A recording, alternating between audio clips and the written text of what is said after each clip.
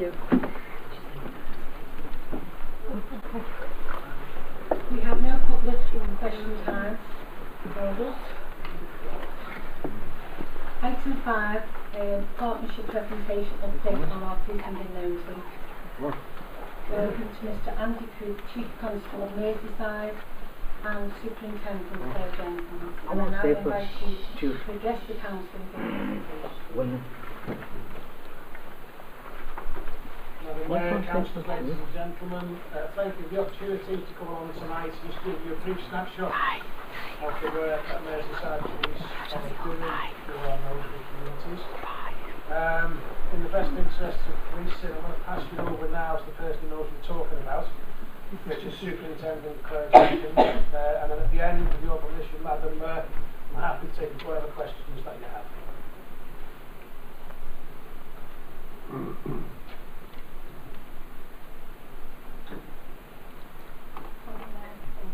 Councillors, ladies and gentlemen, good evening.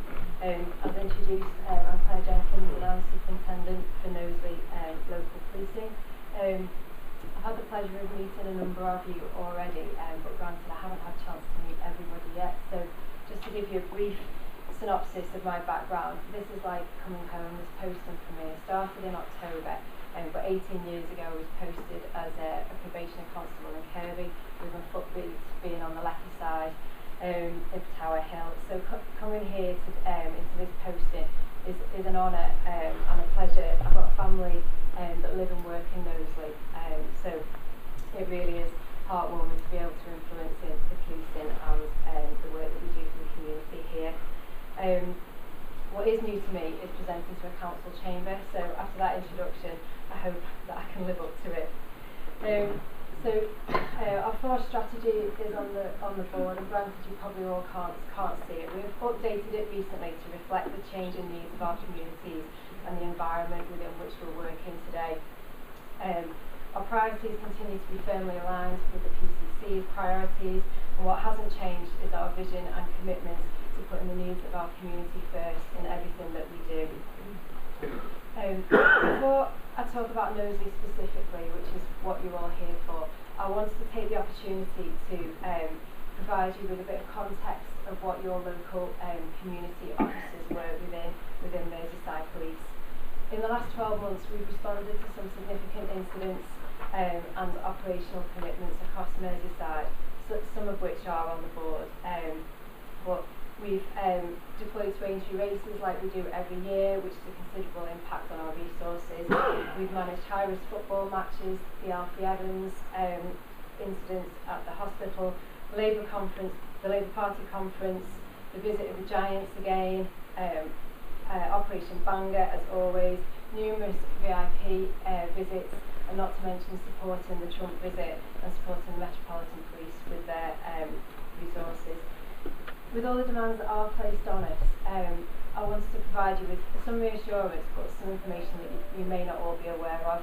We are the best performing Metropolitan Police force in the country, according to HMIC, FRS, our inspectorates. We're the 5th best performing force in the country also, and we're rated outstanding for tackling serious and organised crime.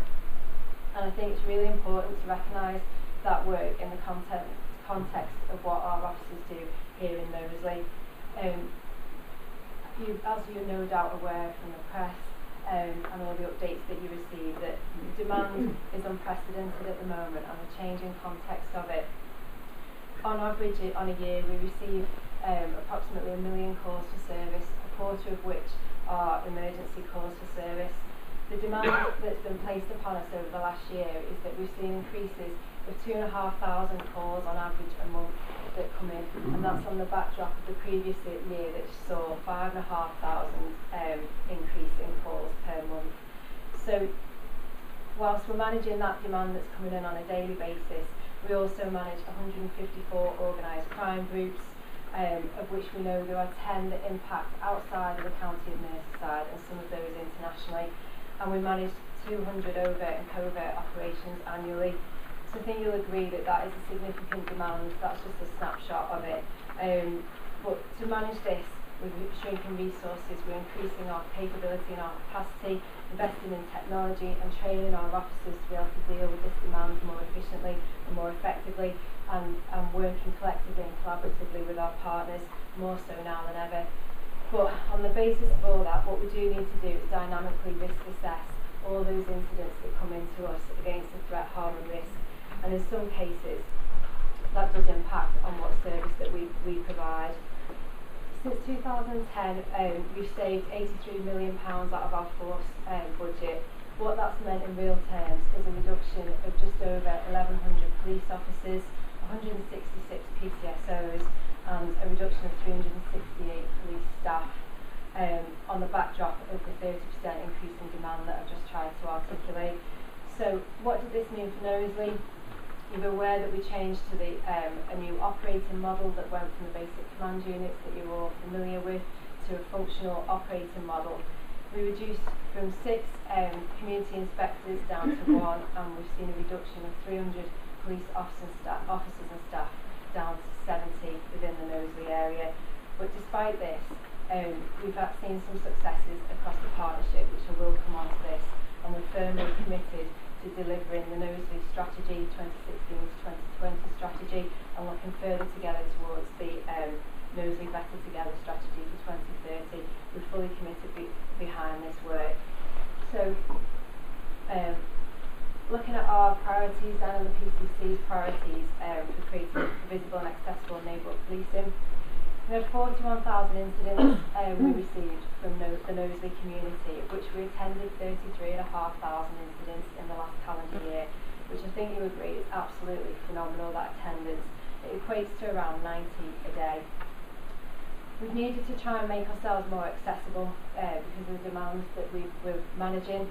We've now got a dedicated social media desk. We've got the launch of our single online home, which is a website where members of the community can interact with us and with different elements of Merseyside Police via the single online home. And we've also got our local Twitter and Facebook pages, which I know I've spoke previously, particularly to the Cllrs Councillors, but I would encourage you to look them up. I'll put them on the presentation as we go through, but we've got 6,000 members of the community that follow us on those accounts now, and they're getting live-time updates of where we are and what we're doing within their community, and we received some excellent feedback through the community. We've also got our community police stations. We had the most recent Prescott Community Fire and Police Station that was open this year. So all in all, we're working hard to try and make ourselves more accessible to the community. In terms of crime and antisocial behaviour, the last calendar year the force has seen just under a 10% increase, which is reflected the same for Knowsley, which I think, given the reduction in our resources and the increase in demand, I'm pretty proud that that's where our increases are. In fact, what I mean is, sorry, they're not increased any larger than that. And when we look into where those increases are, it sits in line with the change in crime types that we've seen and the complexity around cybercrime in particular. So violence, which is on the board there, which we've seen a 41% increase, initially seems really alarming, but we've done a lot of work, and the force is doing a lot of work, and with our partners, to understand what exactly those increases mean. We've seen changing in crime recording types. So for the likes of coercive and controlling behaviour, stalking and harassment, they all come under the umbrella of violence now. And the increases that we've seen in domestic abuse and in those crime types is reflected within that increase of violence. So what I can reassure you is that we do not have a violence epidemic on the streets of Knowsley. It's about understanding those figures underneath, which I'm happy to talk about in more detail if anybody does have any questions. Antisocial behaviour, which I know is something close to your hearts, and certainly that I've met with the Cllrs Councillors when I first landed to discuss the antisocial behaviour within Cllrs. We're seeing a 32% decrease in antisocial behaviour, and granted, the anecdotal evidence suggests that members of our community are not speaking to us and not wishing to report it. However, I would say that those reductions are mirrored across the force. So if that's the case, we're experiencing the same across the whole of Merseyside. But we're also seeing reductions in criminal damage and arson, which begs the question, is it down to some of the work that we're doing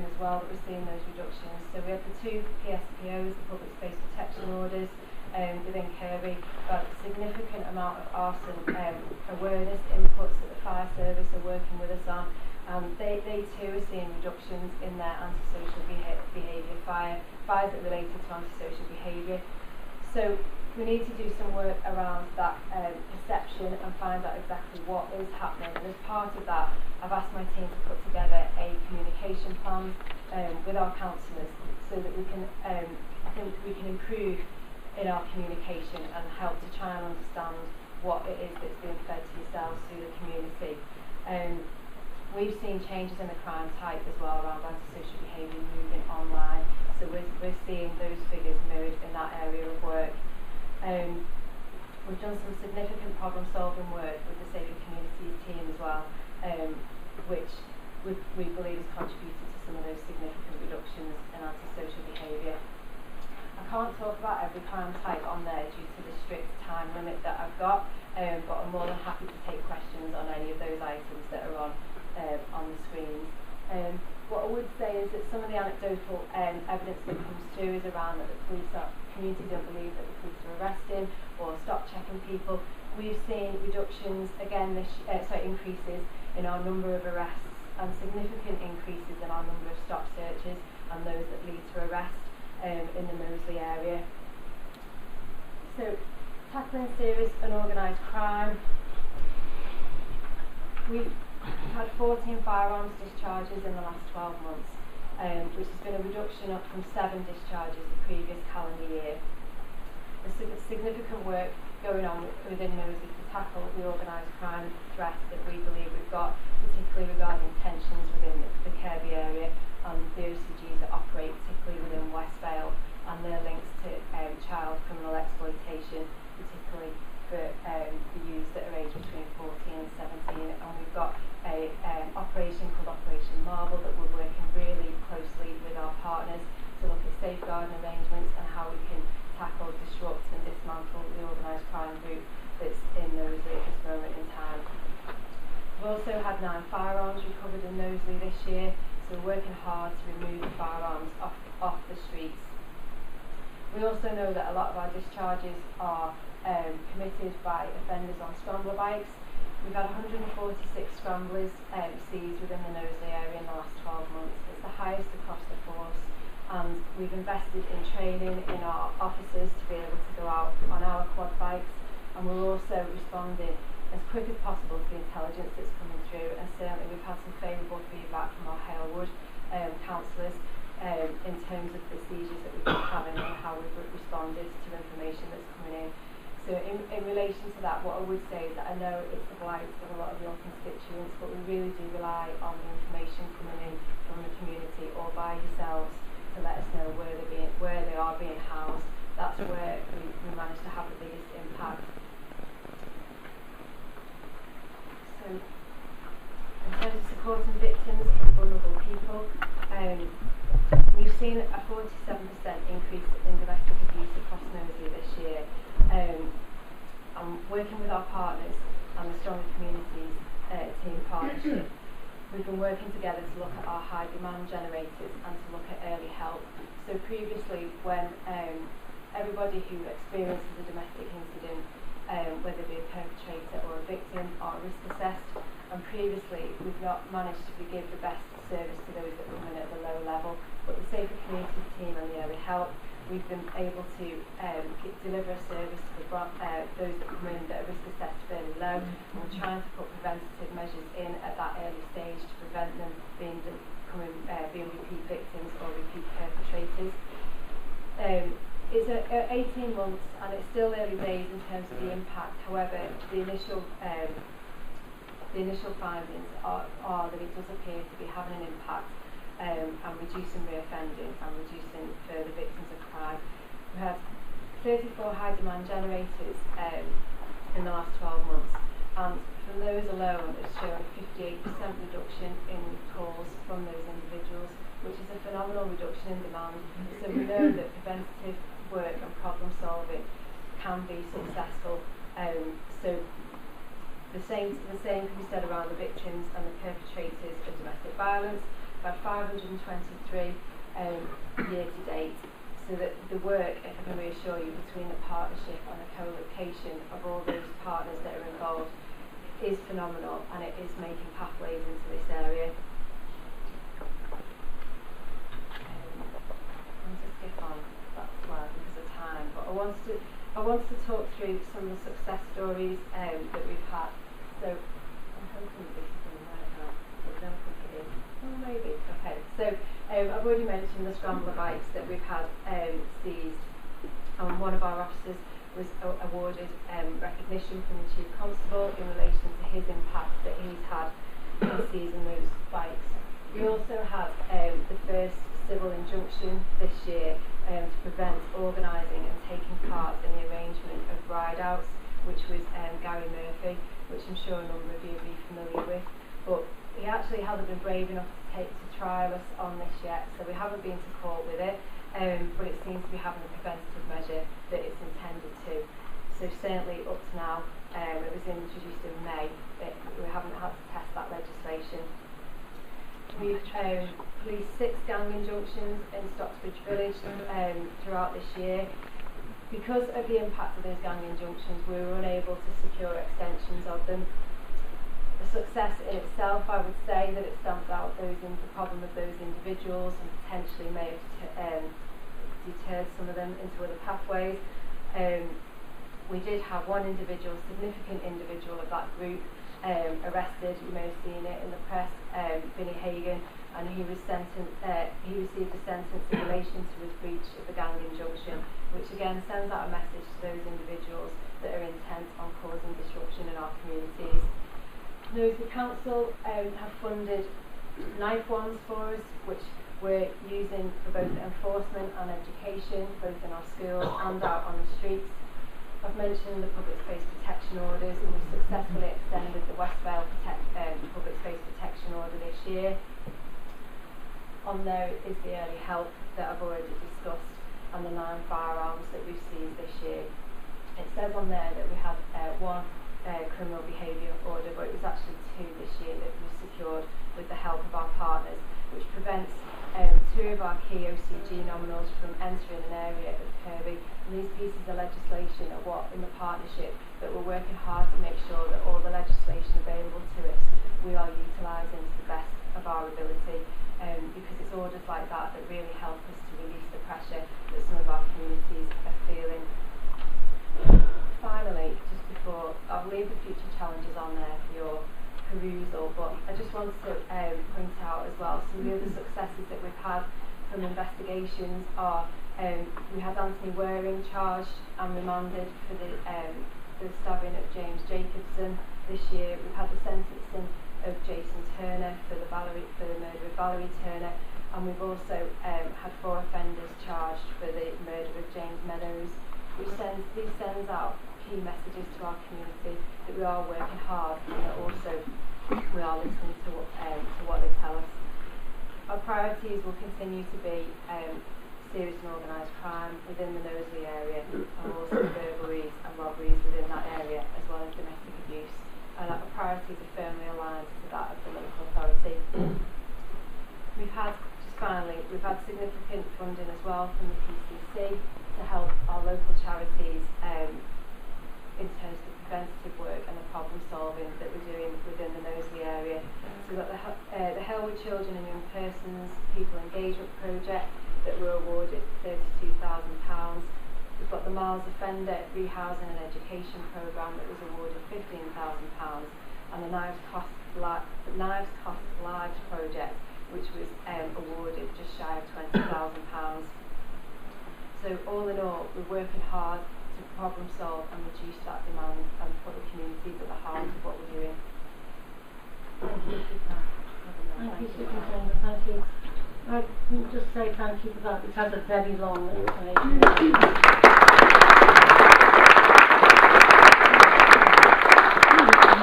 What we're going to do now is we're going to, if you wish to ask a question, not a statement, not a long discussion. We have a lot of people in the room, so please, if you wish to ask any questions, then do so through the chair and through the top table. Thank you. Edna. Thank you, Chair. It's just in Halewood, when the police station was closed, we were promised that we would have a hub. That never materialised, and we have not got one. We had a while ago we had a problem, and I got in touch with the officer, and then I got an email which really shouldn't have come to me, is to go to another officer. With that I got in touch with Gemma, and we worked out that we ended up having police officers or the police DSOs to come round Halewood because of the shots that we didn't think we were having there.